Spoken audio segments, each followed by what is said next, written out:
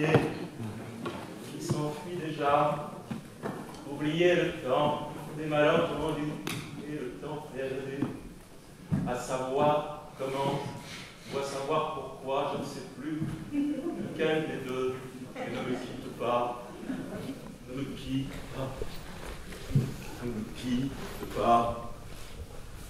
On a vu souvent rejaillir le feu de l'ancien volcan. On croyait trop vieux. Il est. Allez-y, c'est pour passer le temps, on est tous ensemble. Hein. Parce qu'on n'a pas à chanter quand même, c'est aussi passer le temps. Petit qu'il nous reste de vivre, comme on dessine sur le givre.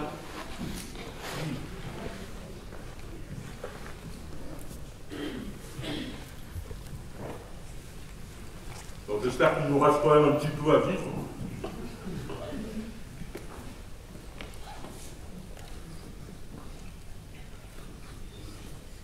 Bon.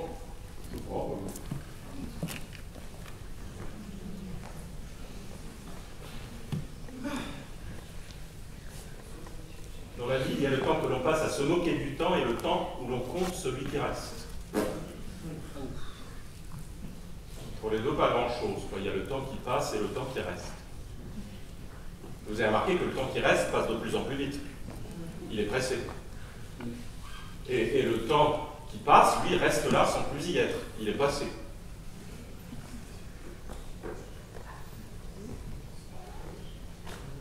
On meuble, on meuble.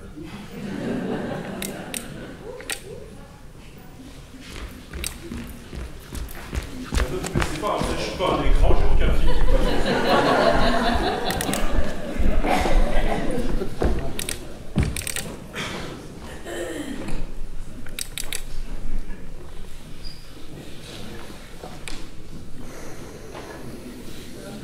On peut pas embrasser tout le monde, mais enfin, après.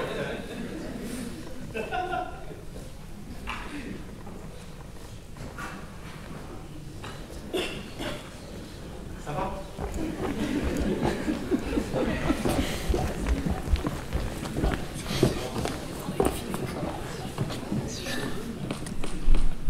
Ah ben, je suis content parce que je croyais que les gens étaient partis.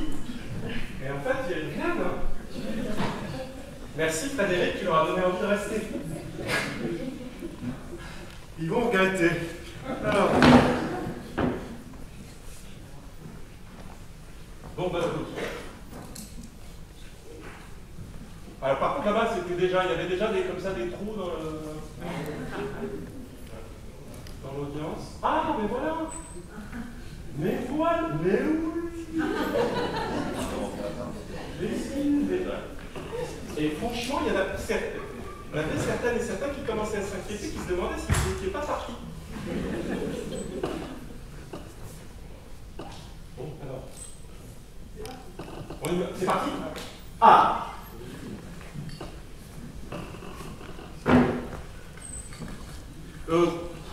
Ah ben non.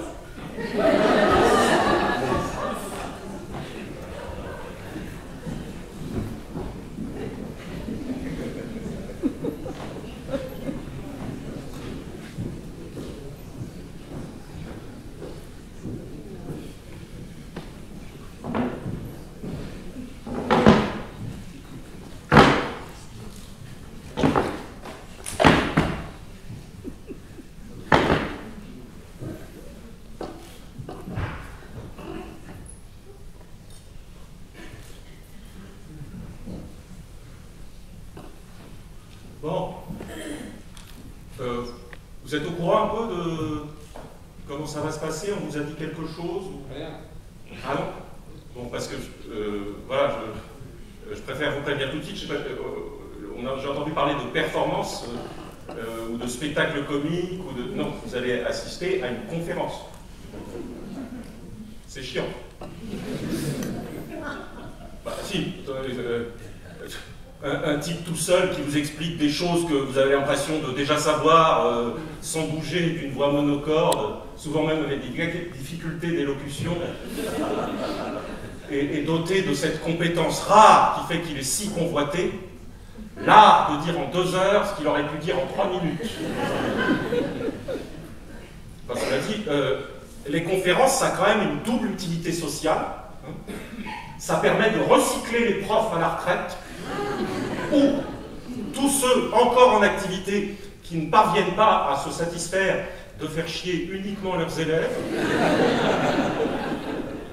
Et deuxièmement, ça évite au public du 3e âge de se retrouver trop souvent confronté à cet avant-goût de néant qui est le ventre mou de l'après-midi.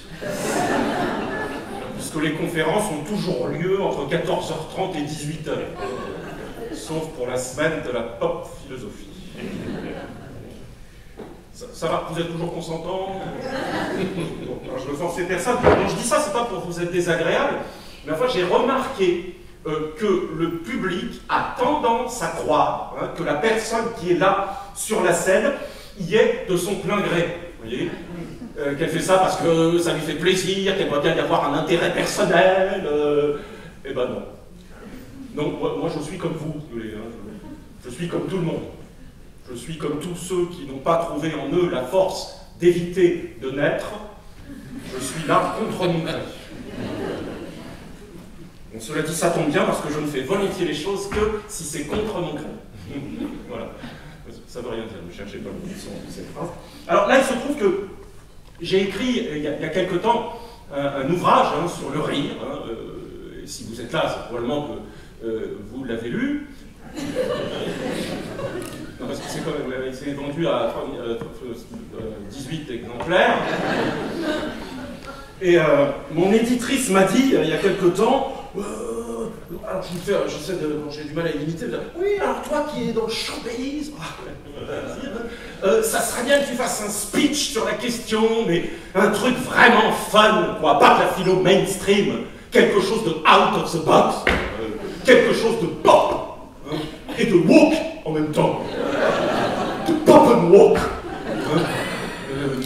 Un one-man, mais dans le style stand-up, un véritable one-to-one avec le public. Because bien marketé, ça peut booster les ventes. Ça peut même faire le buzz. Si tu acceptes le deal, c'est cool. Et heureusement qu'on a les éditeurs pour défendre la langue française. Donc vous voyez, j'ai une mission assez claire. Je dois faire rire avec une conférence sur le rire. Ouais.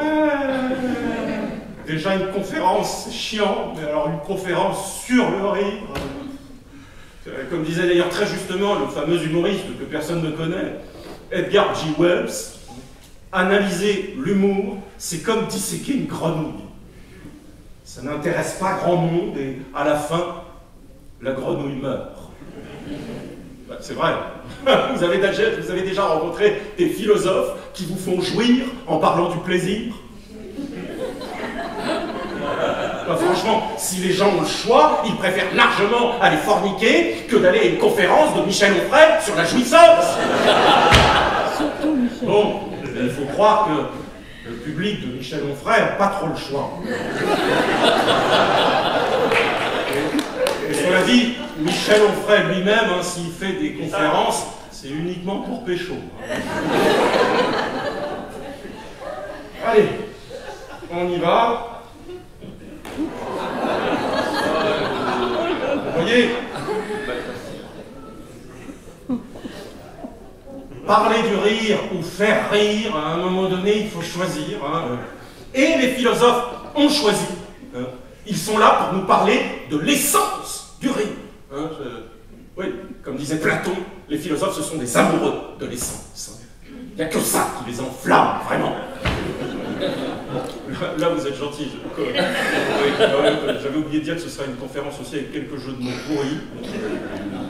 Bien. D'ailleurs, c'est pas en connaissant l'essence de la cuisine que vous allez savoir faire un bon plat. Vous saurez uniquement ce qu'il y a de cuisinal dans la cuisine pour en faire ressortir la cuisinité. Et vous retrouvez dans un état intérieur de cuisinitude. Bref, vous n'êtes pas prêt de dîner. Eh bien, pour le rire, pardon, c'est pareil. les philosophes ne rient pas spécialement, ils ont d'ailleurs plutôt tendance à se retenir, mais ils savent donc nous parler de la riréité du rire. Et les choses sont souvent drôles, leur essence beaucoup moins. Et les philosophes peuvent bien nous dire pourquoi l'on rit, mais ça c'est parce que ce sont des spécialistes du pourquoi, pas du rire. Il y a même quelqu'un qui vient de vous faire une conférence et qui est un spécialiste du pourquoi, du comment. Alors, on y va. Qu'est-ce que ça passe vite? Alors, je vais vous dire un peu ce que quelques philosophes illustres, hein, quand même on fait de la philosophie aussi, ce que quelques philosophes illustres nous disent sur le rire. Hein. Alors, Kant, par exemple. Kant, qui a ri 2 fois. Une fois en 1776, c'était en lisant le contrat social de Rousseau. Et la deuxième fois, mais là malheureusement, il n'a pas pu finir, hein, puisque c'était juste avant de mourir, après avoir prononcé ces derniers mots, es ist gut, qu'on peut traduire en français par ah, elle est bien bonne celle-là. Donc Kant nous dit le rire est un affect qui résulte du soudain anéantissement de la tension d'une attente.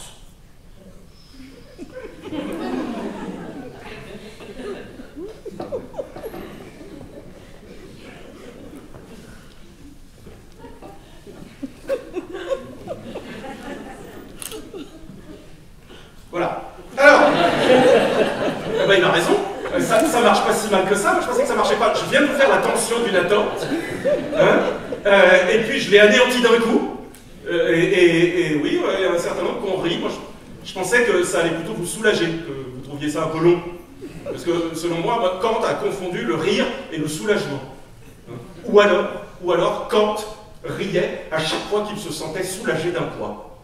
Hein, comme juste avant de mourir, par exemple. Ah, elle est bien bonne celle-là. Non, on va plutôt passer, si vous voulez bien, à Schopenhauer. On voit tout de suite qu'il a beaucoup plus de mal à se retenir. Schopenhauer nous dit, alors, le rire est provoqué par la subjonction d'un objet sous un concept qui lui est hétérogène.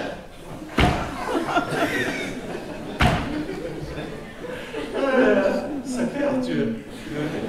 Bon, j'explique peut-être rapidement. Alors voilà, je vous mets la citation sous les yeux pour que ce soit plus clair. Je vais commencer par prendre le concept. Hein, alors un concept, c'est tout bête, c'est une idée générale et abstraite. Alors là, je vais prendre le concept de lundi, par exemple. J'ai bien dit le concept.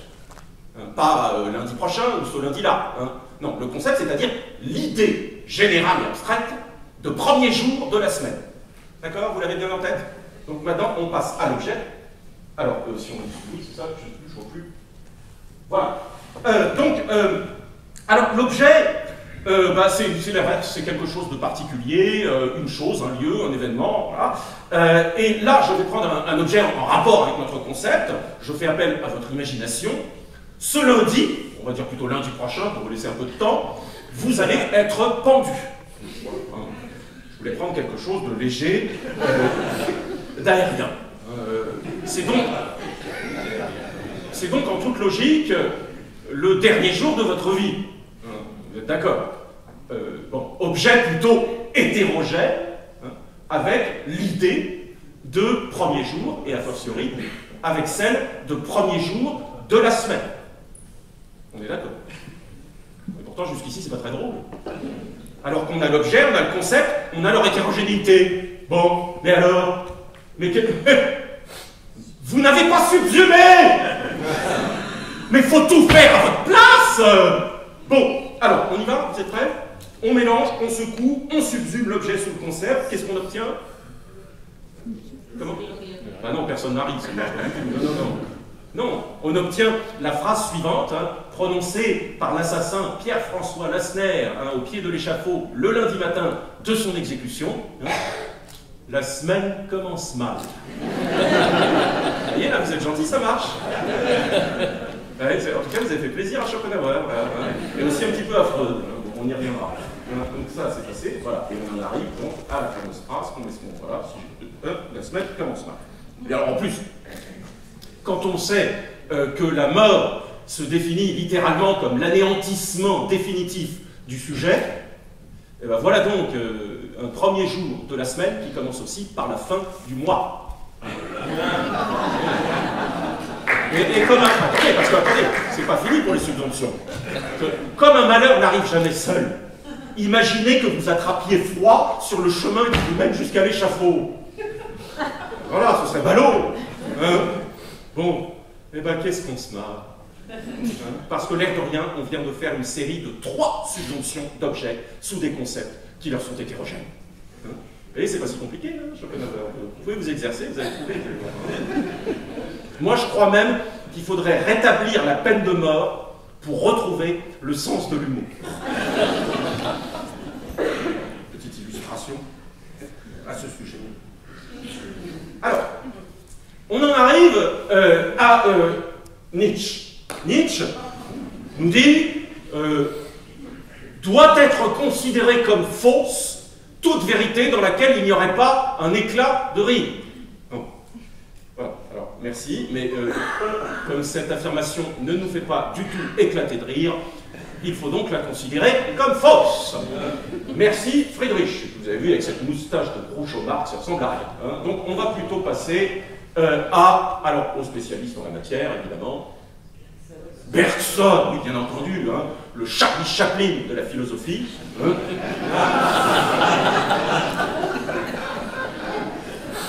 Bergson, pardon, qui nous donne cette définition désopilante du comique. Hein.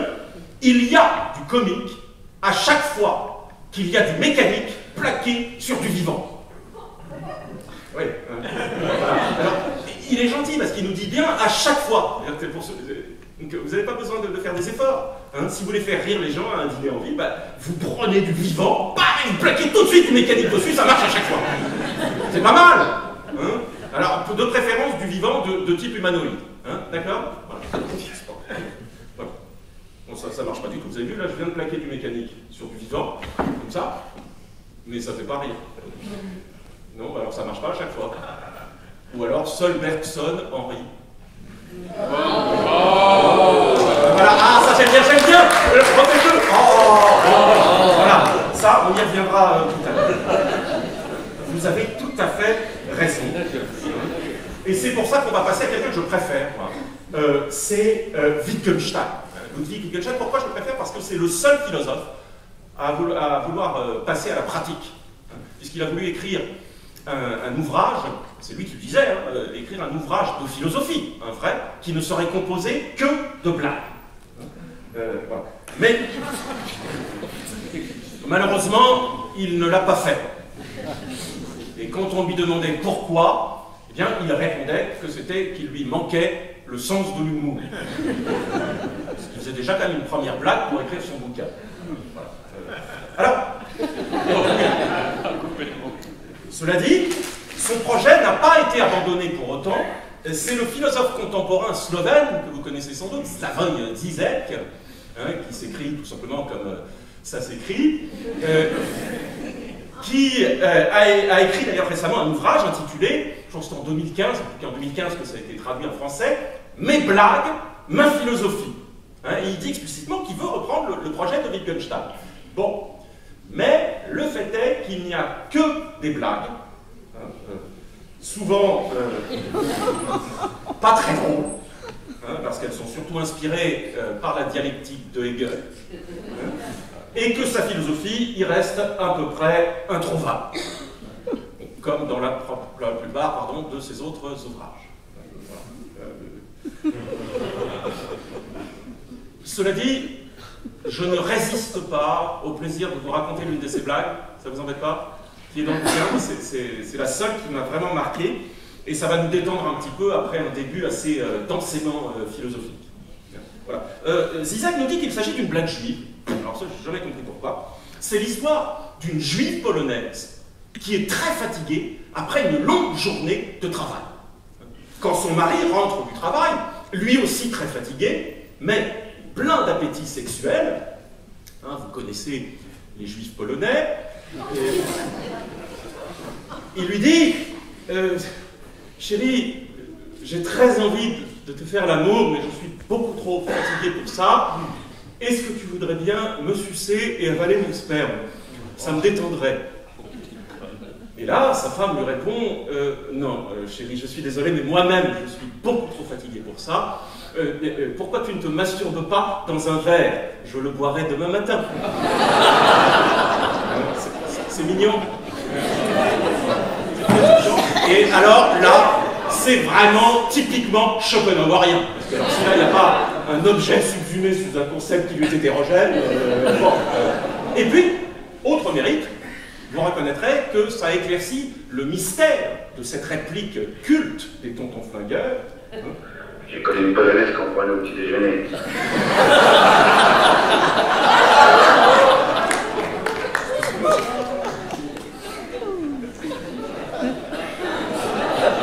J'arrive plus à dire. Voilà. Alors, d'accord, oui, c'est ça. Pourquoi les philosophes ont-ils tant de mal avec le rire? Bon, vous le savez, c'est tout bête. Parce qu'ils passent le plus clair de leur temps à rechercher la vérité. Ça les rend malades. Ils ont le même problème avec la vérité que les croyants avec Dieu. Ils ont du mal à accepter l'idée qu'elle pourrait ne pas exister. Alors que quand on rit, mais comment vous dire, non seulement on n'en a plus rien à faire de la différence entre le vrai et le faux, mais pire encore, c'est comme si on se réjouissait d'être bête et ignorant. Écoutez ça.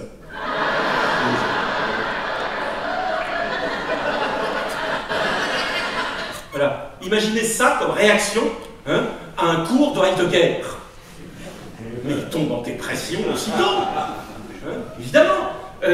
Donc c'est pour ça que les philosophes n'ont pas voulu trop s'avancer dans le domaine. Car comme disait très justement le penseur germanique Marcel Gottlieb, je voudrais vous parler du pélican. Je suis sûr que vous ne savez rien du pélican. Personne ne connaît le pélican. Moi-même, je veux bien être pendu si je possède le moindre soupçon d'indice, d'information concernant ce rongeur. Mais je suis le genre de gars qui aime bien faire profiter les autres de son ignorance. C'est ça, l'attitude humoristique. Faire profiter les autres de son ignorance. Alors, vous allez me dire, parce que vous êtes érudit, mais non, je blague. C'est pareil pour le philosophe, non? Depuis Socrate, la seule chose qu'il sache, c'est qu'il ne sait rien. Bon, oui, mais il veut quand même qu'on le sache. Et donc il l'affirme. Outre le côté un petit peu, vous voyez, un petit peu frime, un petit peu m'as-tu vu de cette affirmation, oui, moi, au moins, je sais que je ne sais rien. Les autres l'ignorent, les cons. Ils croient qu'ils savent quelque chose. Du coup, j'en sais déjà un petit peu plus qu'eux. Il y a en fait, derrière cette affirmation, une prétention cachée à un savoir immense. Puisque je ne sais rien, mais que je le sais, eh bien, je sais en même temps qu'il me reste tout à apprendre. Je sais que la route est longue, mais je sais aussi qu'au bout de la route, il y a la vérité. La désirable, la divine, l'inaccessible vérité. Et on ne va pas non plus la laisser s'échapper bêtement dans un éclat de rire. Et c'est pour ça que les philosophes, la plupart du temps, pas toujours, mais la plupart du temps, ont fait du rire quelque chose de dur, de sec, de cassant, comme s'ils voulaient mieux se protéger contre ses effets. Pour Bergson, on en a parlé tout à l'heure, mais pour Bergson, le rire, ça suppose l'anesthésie du cœur, dit-il. Alors, les cardiologues ne prenaient pas ça au premier degré. C'est-à-dire que c'est pas une émotion, c'est comme un antidote à l'émotion. Si vous êtes ému, vous ne pouvez pas rire. Et là, vous m'avez l'air ému. C'est vrai. Il dit même que ça va avec, je cite, hein, tu me diras, Frédéric, si je me trompe, avec la froideur de l'intelligence pure. Ça a fait plaisir à Jean-Marie Bigard. Pour Baudelaire qui a philosophé à un certain moment, pour Baudelaire, c'est pire encore. Il nous dit que le rire est d'essence diabolique. Si je ris, c'est en fait que je me réjouis sans le savoir que ce qui arrive à autrui, en son malheur, ne m'arrive pas à moi. Moi, je ne tombe pas. Moi, je marche droit. Moi, mon pied reste ferme. C'est tout le contraire de l'empathie. On comprend que Baudelaire ait toujours fait la gueule.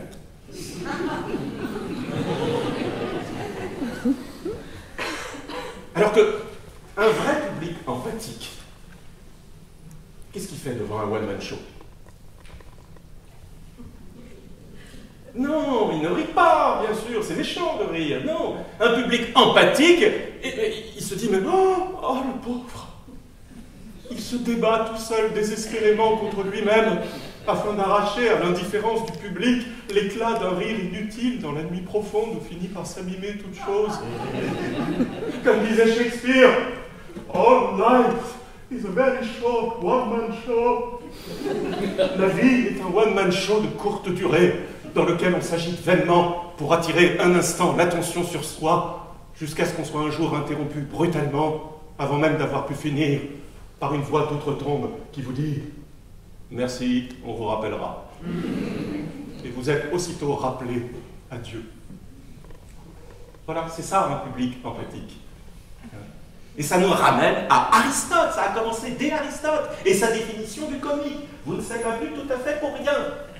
Aristote qui nous dit, si je ne me trompe pas, le comique provient du spectacle de la laideur physique ou morale qui ne s'accompagne pas de pitié. Vous imaginez? C'est-à-dire que vous voyez toute la veulerie d'un être humain, sa petitesse, sa mesquinerie, et vous vous réjouissez, vous éprouvez une joie presque irrésistible.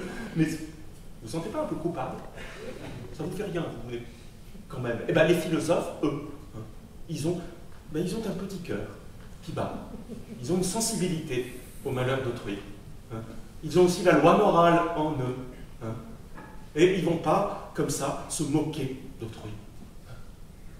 Le gentil Aristote n'est pas le méchant Aristophane. Eh bien, moi j'aimerais, ce soir, défendre la thèse inverse. Regarder les choses pour une fois avec d'autres lunettes que celles de la philosophie. Vous voulez bien? Et je vais dire que le rire, non, n'est pas quelque chose de dur. Le rire est plutôt quelque chose de mou, qui surgit en fait du côté mou de notre être. Et si les philosophes ont toujours voulu qu'on apprenne à mourir, moi j'aimerais ce soir, plus modestement, qu'on réapprenne tous ensemble à rire mou. Mais vraiment, vous allez voir, on va y arriver, à retrouver ce lien perdu entre rire et mollesse. Mais c'est vrai, notre société fondée sur la performance bannit la mollesse. D'ailleurs, Donald Trump le dit très bien.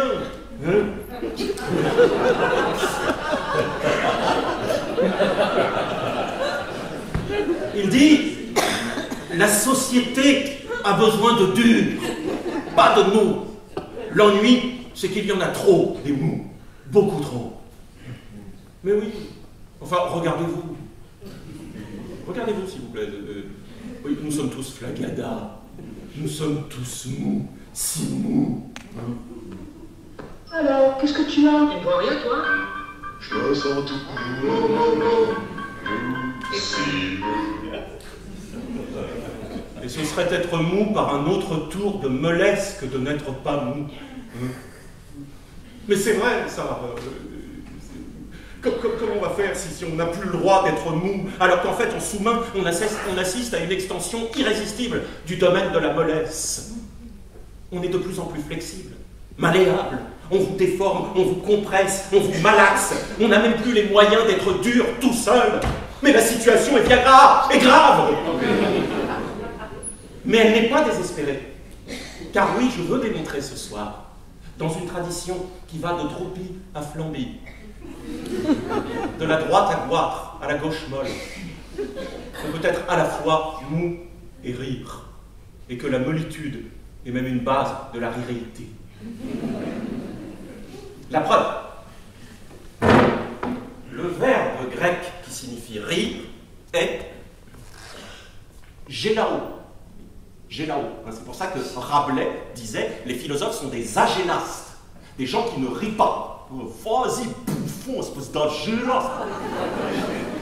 Je pense qu'on pourrait remplacer enculé par agénaste, ça serait plus classe. Et c'est aussi de là que vient évidemment en français le mot gélatine.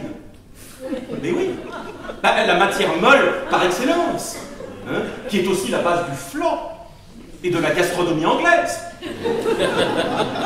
Le pays qui a inventé l'humour, il n'y a pas de hasard. En particulier l'humour culinaire d'ailleurs, vous n'êtes pas sans l'ignorer. Si vous le savez, ce n'est pas de ma faute.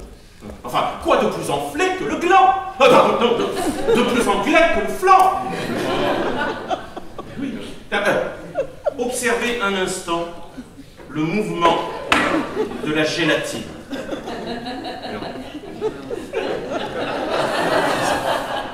Est-ce que c'est pas déjà en soi une blague?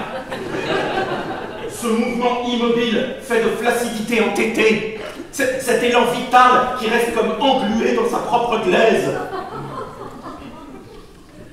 Vous voyez, le rire, en vérité, gélao, est quelque chose de mou. Mais on l'a oublié. Et pour bien le comprendre, j'ai voulu faire un petit détour scientifique. Ça ne vous embête pas quand on fait un peu de paléontologie. Parce qu'il y a eu un débat qui se demandait si les premiers hommes riaient. Et longtemps, on a cru qu'ils ne riaient pas parce qu'on n'avait pas de traces, d'indices sur les fossiles des premiers êtres humains de l'usage des muscles zygomatiques. Bon, mais il a fallu attendre le grand paléontologue austro-autrichien Raimund Grassenpoppen von de Vos pour comprendre qu'en vérité, c'était pas ça le problème. C'est que, à l'origine, le rire ne se situait pas dans les muscles zygomatiques, mais dans les muscles fessiers. Hein? Et donc, ça ne se voyait pas. C'était comme un spasme gélatineux du séant. Assez comparable aux ondulations de la cellulite. Donc c'était terrible. On ne pouvait pas s'en rendre compte. Regardez. Vous voyez, c'est l'homo néanderthalis hilarius. Vous voyez, il se marre, mais ça ne se voit pas. C'est un vrai problème. Ça posait un vrai problème parce que les blagues à l'époque, personne ne pouvait se rendre compte qu'elles étaient drôles. Donc il a été décidé d'adopter comme convention de se frotter virulemment le fessier au sol pour manifester un peu plus ostensiblement son hilarité. Comme ceci. Vous voyez? Et nous gardons tous en nous l'héritage des premiers hominidés, bien entendu, lorsqu'il nous arrive de nous frotter, de nous taper même le cul par terre, de rire. Ah oui, c'est évidemment de là que ça vient. Et nous gardons ça d'ailleurs de la lignée des Néandertals. On a encore cet héritage génétique, bizarrement, chez Homo sapiens. C'est important de le savoir. Mais c'est précisément à force de se taper le cul par terre que s'est opéré chez Sapiens uniquement une mutation décisive de l'espèce qui a vu le rire remonter progressivement dans la mâchoire. Pourquoi? Afin d'éviter une dégradation rédhibitoire des tissus fessiers, qui aurait pu conduire, selon la logique de la sélection naturelle, à la disparition du cul. Or, le cul est le propre de l'homme, même si ce n'est pas toujours le plus propre. Mais bon, ça c'est mon éditrice qui voulait absolument que je la fasse.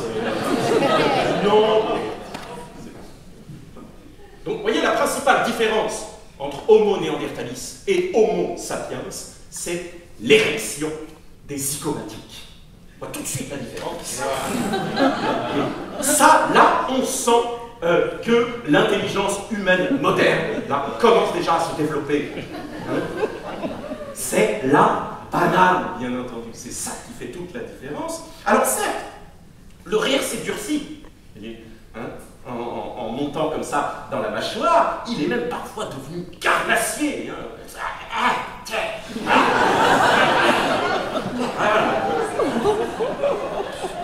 Bon, mais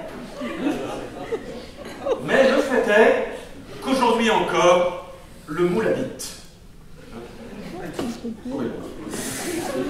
Oui, quand je dis le moule habite, entendons-nous bien. Hein. Le mou est encore en nous. Hein. Il suffit d'écouter le rire irrésistible de l'adolescent pour entendre encore résonner la mollesse ancestrale des primates.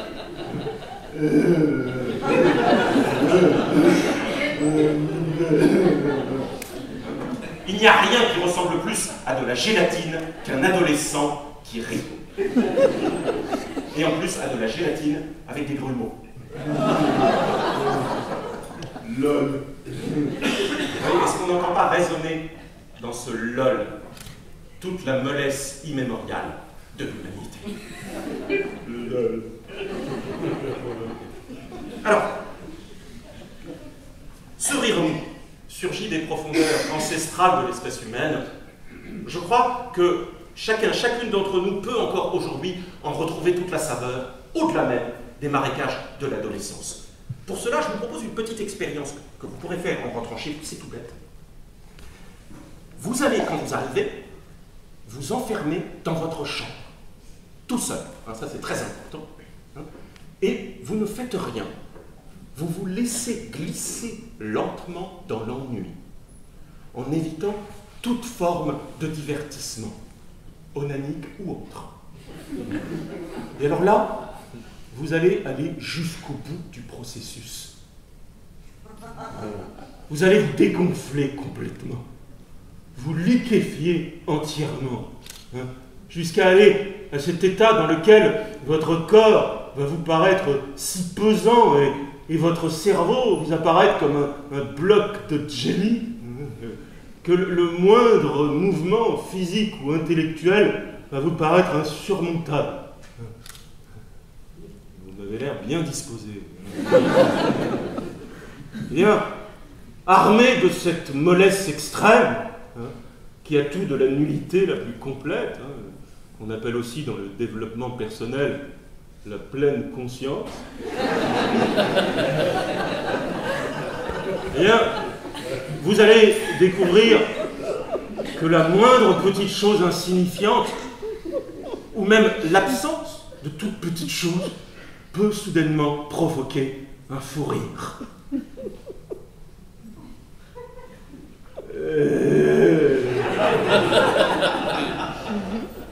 Mais un fou rire mou. Et vous allez surtout redécouvrir ce que porte en lui le rire depuis les origines, le sentiment fort de notre nullité complète. Eh oui, rire, c'est se réjouir un bref instant de cela même qui devrait susciter notre affliction, notre indécrottable nullité.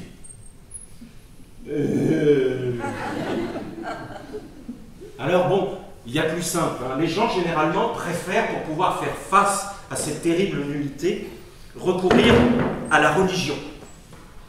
Mais la religion, ça fait du bien aussi, mais le problème, c'est que la religion a tendance à dénoncer le rire. Parce qu'il faut choisir le rire ou la pitié, on l'a vu. Et toute la tradition judéo-chrétienne a choisi, elle vote pour la pitié. Jésus-Christ, mais ne rit pas. Il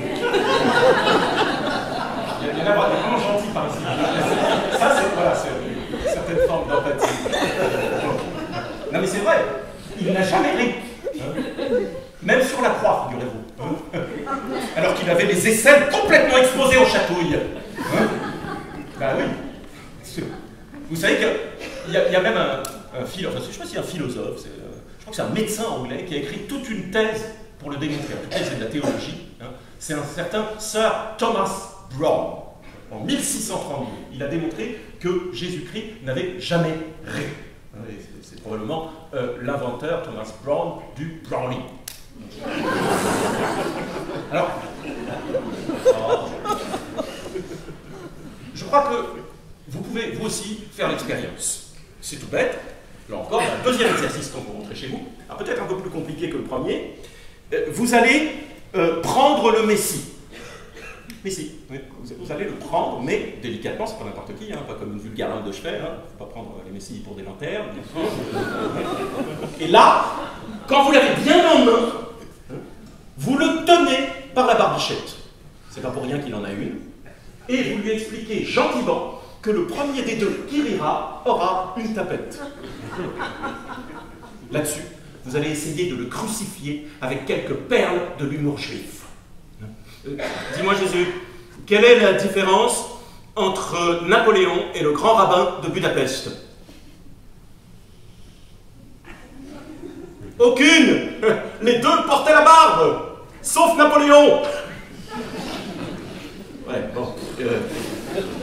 Alors, non seulement c'est vous qui rirez, mais en outre, il refusera de vous gratifier d'une tapette.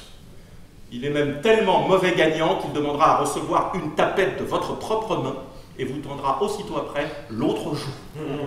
Il est inflexible, enfin, absolument pas disposé à l'hilarité. Eh bien, quand vous riez, il y a toujours le risque que votre surmoi judéo-chrétien se réveille et vienne vous sermonner. Hein? Comment oses-tu t'amuser alors que Christ est mort sur la croix pour ton salut? Tu crois qu'il s'amusait, lui? Alors là, c'est moins évident de rire en ce moment. Vous savez que même le pape n'a pas ri quand il a serré la main de Jean-Marie Bigard. Vous vous souvenez? C'était à l'initiative de l'humoriste Nicolas Sarkozy. Alors, dire que les papes ne rient pas, ce n'est pas qu'un pontife. Un pontife, il est plus transgressif pour un pape de rire vraiment à gorge déployée que d'autoriser l'usage du préservatif. D'ailleurs, vous savez bien que récemment, le pape François a autorisé le port du préservatif, mais uniquement entre deux rapports sexuels. Alors, l'islam, lui, est probablement plus compatible avec l'hilarité. Le prophète Mahomet, ah ben alors là, je pense que ça a été censuré par un islamiste. Le prophète Mahomet, même si on le trouve aujourd'hui parfois un petit peu soupolé, aimait bien se faire tirer par la barbichette, même s'il était plutôt contre les tapettes. Alors voilà, ouais, non, alors je sais pas, c'est affligeant, mais je sais ce que vous dites, alors voilà, dès qu'on parle d'islam, il faut qu'on fasse dans l'amalgame. Eh ben oui. Ben oui, comment voulez-vous rire sans amalgame, sans la joie de tout mélanger n'importe comment avec allégresse, hein? J'ai appris récemment que amalgame, ça vient d'un joli petit mot arabe, amal al-jama, qui signifie union charnelle. Si, c'est vrai, oui. Donc les Arabes savaient bien que l'amalgame c'est aussi jouissif que le mélange de nos fluides. Hein. Mais la religion, elle n'aime pas l'amalgame. Elle déteste le mélange, elle veut de la pureté. Hein. La philosophie veut mettre de l'ordre dans la pensée. Elle n'aime pas que ça déborde. Hein. La masturbation intellectuelle peut-être, mais dans un verre. Comment voulez-vous qu'elles aiment toutes les deux Amal al-Jama? Amal al-Jama, mais telle est l'action première du rime. Tout mélanger n'importe comment pour pouvoir faire face au grand n'importe quoi qui nous borde. Bordel.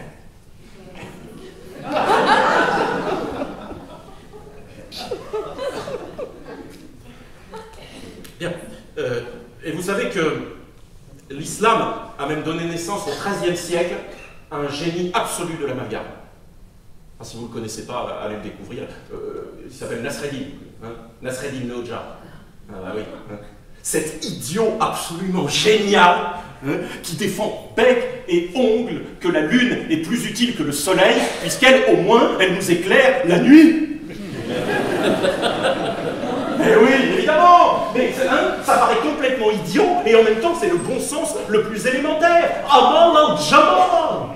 Nasreddin, c'est un croyant sincère, et pourtant, il n'arrête pas de plaisanter avec les choses de la religion. Hein? Ça pourrait être un modèle pour l'islam, d'ailleurs. Parce qu'il a bien compris que croire sincèrement, c'est aussi saisir que toutes ces choses n'ont aucun sens et qu'il faut avoir perdu la raison pour accorder foi aux paroles des imams et autres textes sacrés. Hein? Nasreddin, c'est un peu le type qui remplace Allah Akbar par Amal al-Jama. et qui vous explose ensuite à la gueule d'hilarité. Et il ne devient pas pour autant un athée qui se prend trop au sérieux, hein, comme Michel Onfray par exemple, mais un croyant rieur, un idiot de Dieu. Il a d'ailleurs tout compris au mystère de la foi. Quand un disciple vient le voir et lui demande « Dis-moi, Nasreddin, si l'imam lâche un paix à la mosquée, que doivent faire les fidèles ?» « Ce qu'ils doivent faire est évident, » répond Nasreddin. « Aller chier. » Elle est moins évidente, celle-là. C'est ce qu'on appelle en théologie la grâce efficace, ou vertu laxative de la parole divine. Ah, je l'ai testé récemment, je vous assure, ça marche. J'étais constipé. Je suis allé voir mon pharmacien, et il m'a dit, oh, il est très croyant. Mon pharmacien m'a dit, il n'y a qu'une seule solution, prier. C'est moins satanique que les suppôts. Ah, il est rigolo, mon pharmacien. Il a voté François Fillon en 2017. Mais c'est vrai, mais enfin, comment voulez-vous rire si vous ne savez plus mélanger le très haut et le très bas, le divin et le caca, le sublime et le zizi, hein? Il n'y a pas de raison que Dieu se situe plus au ciel que dans la cuvette des chiottes. Et les voies de Dieu ne sont pas plus impénétrables que celles du transit intestinal. Amal al-Jama, hein? Et pourquoi les chrétiens ont inventé la Trinité? C'est littéralement ce qui vient des latrines. Évidemment. Amal al-Jama, ils sont dit. Nasreddin n'a fait que suivre le flambeau. Qui c'est qui a commencé? Qui c'est qui a commencé? C'est Dieu, tout simplement. Alors, si vous voulez bien, on va faire un peu d'exégèse biblique. Hein? Voilà. Vous savez que l'alliance entre Dieu et Abraham se noue autour d'une grossière plaisanterie, hein, d'une finesse assez douteuse. L'annonce que Abraham, âgé alors de 100 ans, va donner un enfant à Sarah, sa femme âgée de 90 ans. Preuve que déjà, à l'époque, les hommes âgés avaient une préférence pour les petites jeunes. Alors, qu'est-ce qu'elle fait? Qu'est-ce qu'elle fait, Sarah, quand elle entend un truc pareil? Ben oui, elle se marre, forcément. Hein. Elohim m'a donné occasion de rire. Quiconque l'entendra rira à mon sujet. Hein. Mais ça va quand même marcher. Et le fruit de cette union improbable entre Abraham et Sarah, de cet amalgame entre les deux, va se prénommer Isaac, bien sûr. Isaac, qui signifie en hébreu il rira. Et oui, Isaac, c'est il rira. Et effectivement, on comprend qu'il l'ait prénommé ainsi parce qu'ils ont dû imaginer le fou rire qui allait saisir Isaac quand on lui apprendrait qu'il était le fils légitime de ses arrière-grands-parents. Mais le problème, c'est que Dieu n'a pas réussi à s'arrêter là. Les plaisanteries les plus courtes sont les moins longues. Et qu'est-ce qu'il fait après? Il demande à Abraham de lui sacrifier Isaac. Tout ça pour ça. Et Abraham, il prend l'ordre de Dieu au sérieux, parce qu'il n'a pas le même humour que Sarah. Les hommes ont toujours eu un petit temps de retard. C'est pour ça qu'ils aiment tant le foot. Il n'a pas dit, celui c'est pas Elohim, c'est un Elohim. Bon. Et alors qu'est-ce qu'il fait? Eh bien, au moment où il s'apprête à planter son couteau dans le ventre de son propre fils, il y a la voix de Dieu qui s'élève et qui dit « Non, stop! That was a joke !» Oui, mais je vous rappelle que Abraham a plus de 100 ans. Il est donc un peu dur de la feuille, même s'il n'est pas mou de la branche. Et il trucide son propre fils, malheureusement. Voilà. Vous ne le saviez pas, visiblement.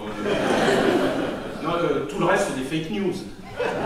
Enfin, vous n'allez quand même pas croire qu'il a été remplacé au dernier moment par un mouton. C'est ridicule. Non, Isaac est mort.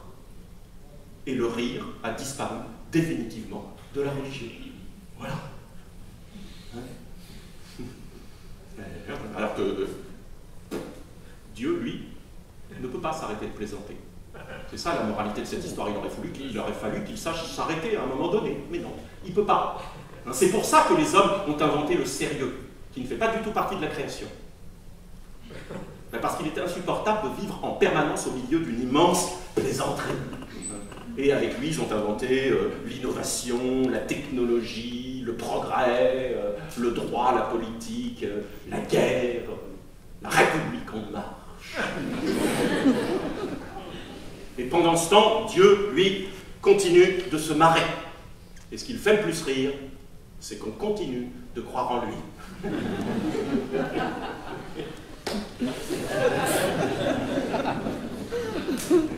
Amal al-Jama, mes frères, ainsi soit l'amalgame. Et vous savez ce que ça suscite, l'amalgame? Ah ben je reviens justement à votre réaction de tout à l'heure. Oh, oh, hein? Comme si vous refusiez que je dise n'importe quoi, un mauvais jeu de mots, hein? Comme si vous refusiez cela, mais en même temps que vous l'acceptiez, parce que c'est un O qui dit on accepte quand même de trouver ça rigolo. Mais on n'accepte pas de vraiment rire. Et c'est ça qui se passe, ça c'est le premier temps du rire. Le premier temps du rire, parce que le rire, c'est pas de l'amalgame, il y a des étapes bien précises. Le premier temps, c'est le temps, vous savez, le temps de suspens, d'étonnement. On se fait avoir en général dans le rire. Il y a une surprise au départ. Et hop, c'est un temps de suspens qu'on appelle l'admiration, traditionnellement. L'admiration, pour le dire en latin. Et souvent, eh ben, ce temps, c'est un temps de refus. On refuse l'amalgame. Oh, il a osé, oh non, oh c'est pas vrai, etc.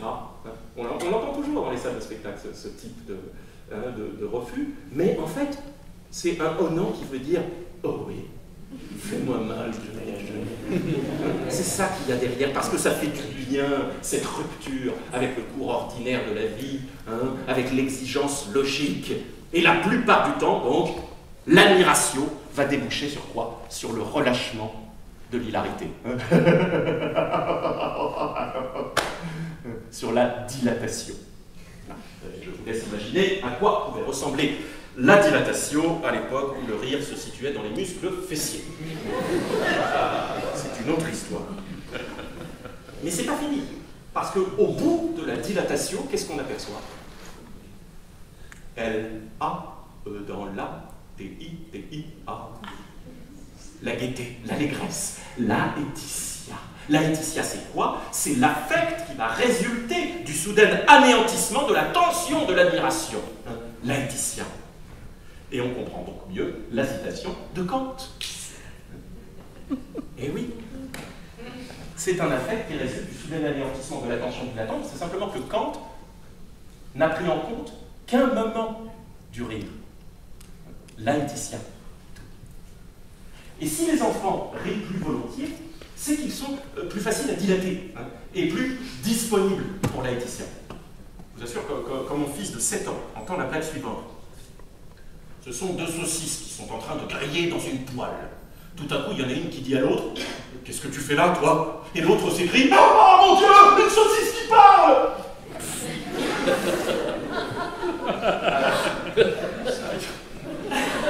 Il rit aussitôt. Pas vous. Par les plus juvéniles. Et pourquoi?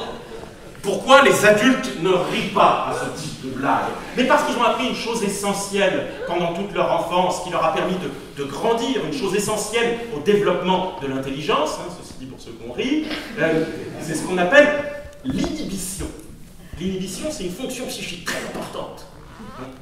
C'est ce qui empêche le travail d'une partie du cerveau d'interférer dans le travail d'une autre partie, hein, ou dans le travail des pieds, dans le cas des footballeurs par exemple, hein, qui sont très doués dans l'art d'inhiber toutes les fonctions supérieures du cerveau. Donc inhiber, c'est éviter les interférences, éviter l'amalgame entre les différentes fonctions du cerveau. Donc vous voyez, en fait, entre l'admiration et la dilatation, vous avez l'inhibition qui vient se glisser. Hein, je m'explique. Vous êtes tout d'un coup suspendu à un effet comique, hein, vous faites surprendre, ça ne dure qu'un temps infime, à peine perceptible. Mais pendant ce temps infime, vous avez l'inhibiteur en chef, hein, Mr. Neocortex himself, qui vient vous interpeller et qui vous dit attends, es-tu sûr que tu as le droit de rire, que c'est le bon moment, que tu vas être bien vu, que c'est de ton niveau? Eh oui, en vérité, on n'éclate pas tant de rire que ça. C'est pas si spontané, on s'autorise à rire. Et pour ça, pour s'autoriser à rire, il faut des visas. Et l'éducation, ça sert à ça, à construire ces visas qui nous autorisent à rire ou pas. Visas religieux, on l'a vu, sociologiques, politiques, esthétiques, etc., etc. Et si on ne rit pas tous des mêmes choses, c'est qu'on n'a pas les mêmes visas. Voilà. Donc le plus difficile pour un comique, c'est pas de trouver des effets comiques. Il y en aura toujours, puis c'est presque toujours les mêmes finalement. Le cerveau humain est limité, et donc on rigolera toujours à peu près au même type d'effet. En tout cas, on se fera surprendre par le même type d'effet.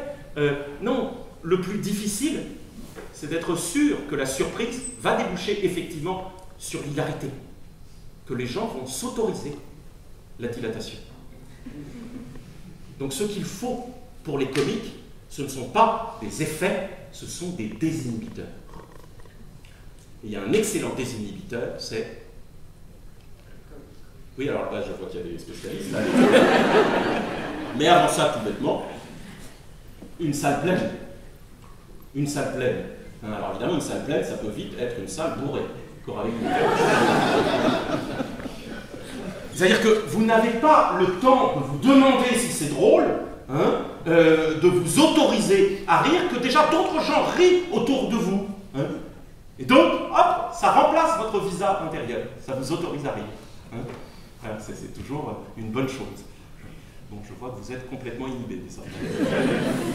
Non mais c'est normal, ça fait presque 10 minutes que je suis dans l'explication et didactique, je vous parle des différents temps du rire, admiratio, dilatatio, laetitia, inhibitio, etc. Et il est évident que la tension de la réflexion est totalement incompatible avec le relâchement de l'hilarité. Bon, allez-y, dilatez-vous. Ah, vous y allez presque tout ça, pas mal. Allez, je vais vous aider un petit peu. Ce sont deux patates qui traversent la rue, tout à coup, il y en a une qui se fait écraser, l'autre s'écrie « Oh, purée !»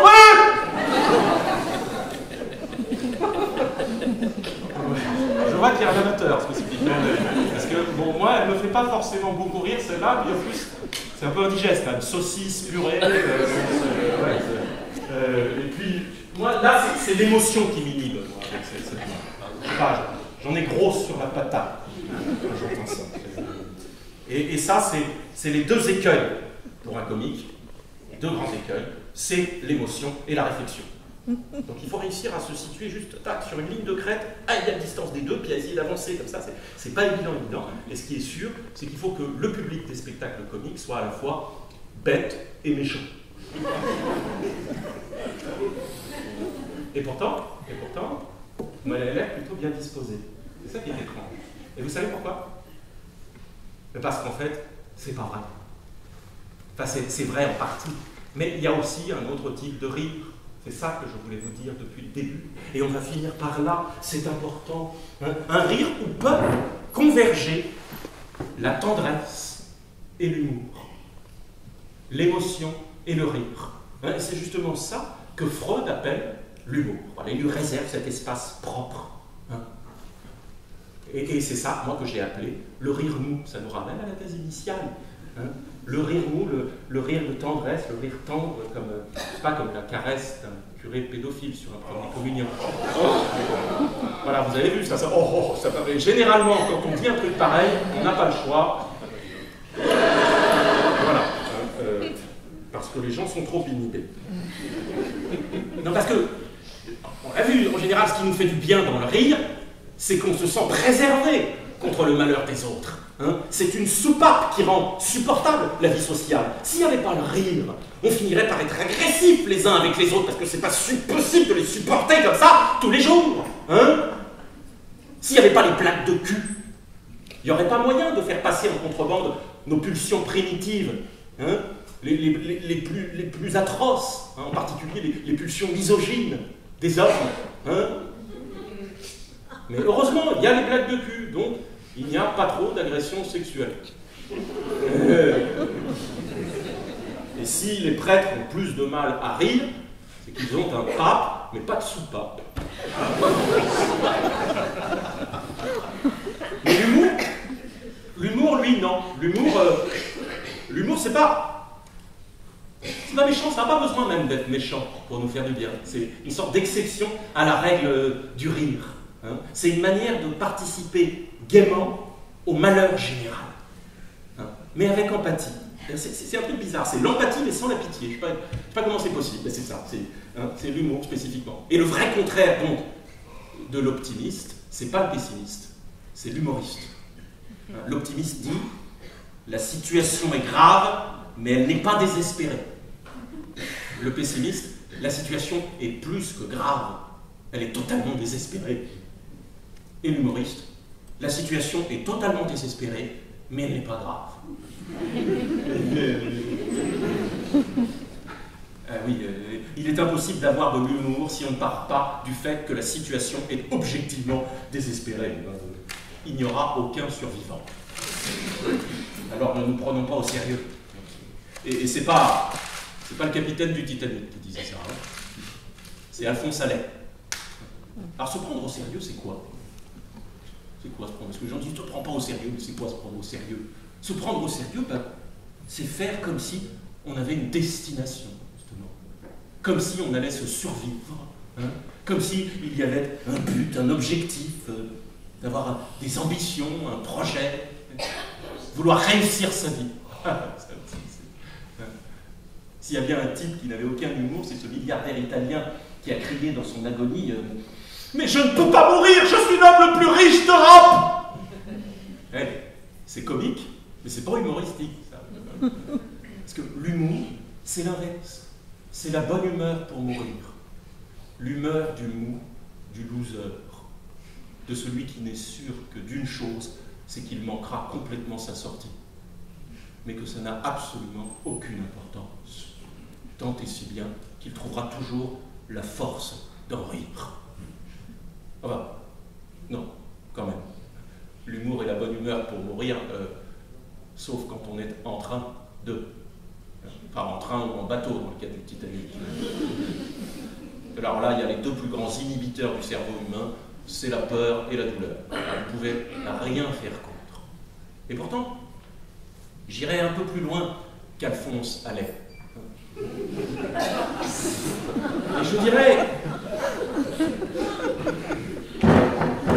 je dirais que c'est la mort elle-même qui est une immense plaisanterie. C'est même par excellence la blague qui tue. C'est vrai, on se raconte tout un tralala, on imagine ce qu'on va découvrir à l'instant ultime, et qu'est-ce qu'on reçoit en retour? Un tout petit poète-poète. Et qu'est-ce qu'on découvre au dernier moment? Qu'il n'y a pas de dernier moment. Pouf! La complète dérobade! Tralala! Poète-poète! She's good! Elle est bien bonne! Celle-là! Hein? Pourquoi le poulet traverse-t-il la route? Mais pour aller de l'autre côté! Ah oui, elle est drôle! Bah c'est ça l'humour de la grande faucheuse! Hein? C'est totalement nul! Hein? Tellement nul qu'on finit par en mourir de rire! Hein? C'est désolant, l'humour de la faucheuse. Tellement désolant que ça en devient désopilant. C'est le sens même du désopilant, ce qui est pire que désolant. Désolé. Et l'humour, c'est toujours une manière de faire voir la proximité du désolant et du désopilant.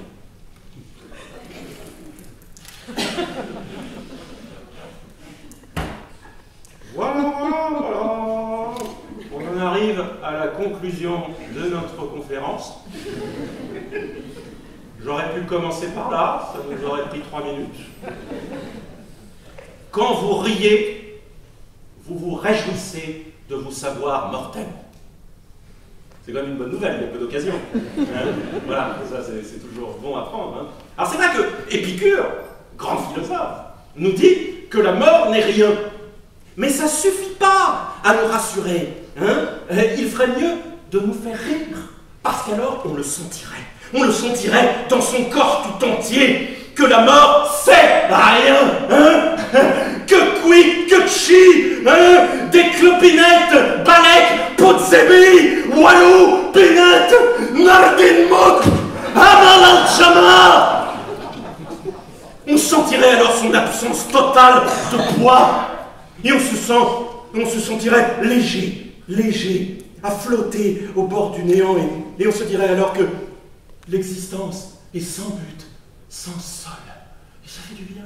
Oh putain, que ça fait du bien de sentir qu'elle ne sert à rien, cette existence, le temps d'un rire. Et pourtant, il faut quand même qu'on prenne les choses au sérieux. On n'a pas le choix. On est toujours obligé d'y revenir. Moi-même, embarqué dans un navire dont je sais très bien depuis le début qu'il est de toute façon voué au naufrage, je m'échine étrangement à tenir un cap. Voilà qui est drôle, non? Mais je ne prends pas le temps d'en rire. Je suis trop concentré sur mon cap, sur la barre et sur la route à tenir. Avoir un but, un projet de vie, une conduite, voilà qui offre le plus sûr des divertissements face au naufrage. Mais de temps à autre, par hasard, par accident, je ne sais pas pourquoi, par la grâce d'un moment inopiné de mollesse ou d'ennui, je me dis tout d'un coup que le fier navigateur solitaire que je suis, se tenant droit face à l'adversité, tel un pantin dont la vanité tire les ficelles, se gargarisant de belles propositions philosophiques, écrivant des spectacles humoristiques et autres conférences gesticulées, et ben je me dis que celui-là n'a pas d'autre destination que les flots mêmes où il sera bientôt englouti. Fluctuate, peut-être, mais mergiture quand même. Si j'étais sous Pollen, je m'en attristerais, je serais peut-être tenté de couler tout de suite ma propre embarcation, mais là non. Non, au lieu de ça, je ris, je lâche quelques minutes la barre, je laisse mon embarcation partir à la dérive, je me repose de mon cap, je sais de toute façon qu'il faudra le reprendre bientôt, mais là je profite de ce bref et inutile éclair de lucidité. Je profite de Laetitia. Elle a dedans là, T-I-T-I-A. Et je me laisse hypnotiser par ces doux mots que me prononcent en un allemand douteux les sirènes qui dansent avec espièglerie autour de mon navire. Ce sont deux saucisses qui sont en train de lier dans une poêle. D'un coup, il y en a une, il y a l'autre. Qu'est-ce que tu fais là, toi? Et l'autre s'écrie. Ah, mon Dieu, une saucisse qui parle.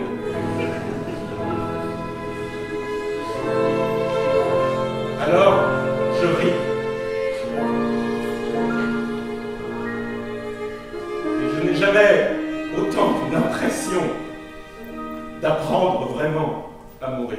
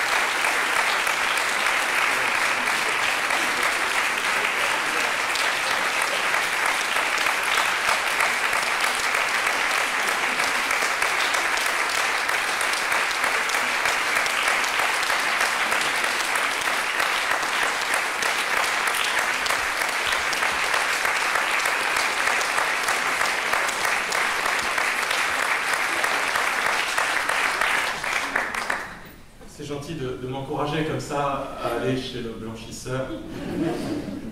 Ça existe encore, ça d'ailleurs? Ouais. Je pensais que c'était des machines qui faisaient ça. Alors, merci beaucoup de votre présence pendant ce spectacle. Je ne dis pas votre présence physique, de votre présence auprès de moi. Vous m'avez accompagné dans ma solitude Et si je fais ça, moi, c'est pour être moi seul. Je suis seul sur scène, mais en fait, je fuis la solitude. Donc, j'ai besoin de cette présence-là. Merci beaucoup à vous. Et puis, juste un petit mot, si vous voulez laisser un commentaire sur le spectacle, qui est une adaptation de mon livre Rire, dont je parlais au début, et qui est édité chez Flammarion en 2016. Si vous laissez un petit commentaire sur le spectacle, vous pouvez, totalement libre bien sûr, mais gentil. Sinon je vous retrouverai. Puisqu'il faut laisser votre adresse mail, visiblement, et vous serez enfermé dans la liste de diffusion. Voilà. C'est comme ça que moi j'ai des gens un peu dans les différentes salles où je vais en France, c'est surtout par ce biais-là, par le bouche-oreille.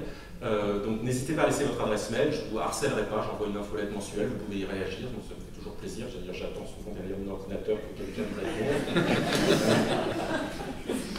N'hésitez pas, et le livre d'or est à la librairie, justement. Voilà, donc ça me fera très plaisir. Et puis merci beaucoup à Jacques Serrano et à l'organisation de la semaine, à l'ensemble de l'équipe de la semaine de la pop philosophie, d'avoir eu l'audace comme ça de programmer cette conférence. Voilà. Ça me fait toujours plaisir de le faire devant un public féru de philosophie. Donc merci à eux, puis c'est un accueil délicieux, ainsi que celui de l'équipe de la Criée. Donc je me suis senti là encore beaucoup moins seul. Merci.